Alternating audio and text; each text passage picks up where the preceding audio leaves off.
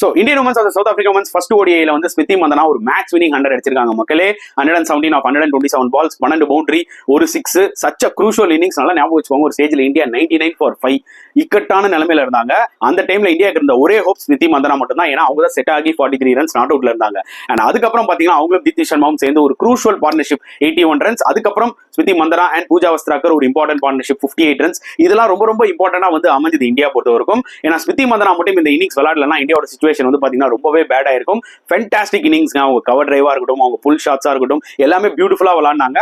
And நல்லா ஞாபகம் வச்சுக்கோங்க மக்களே, 75 ரன்ஸ் இருக்கும்போது அவங்களுக்கு ஒரு டோ இன்ஜுரி வந்தது. ஸோ அவங்களால ஓட முடியல, நார்மலா கூட நடக்கிறதுக்கு ரொம்ப கஷ்டப்பட்டாங்க.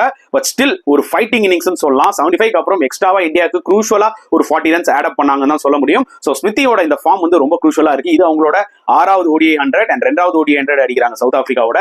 சச் அ க்ரூஷியல் நாக் மக்களே. ஸோ ஸ்மிருதியோட இந்த நாக் பத்தி நீங்க என்ன ஃபீல் பண்றீங்கன்றத கமெண்ட் செக்ஷன்ல போடுங்க.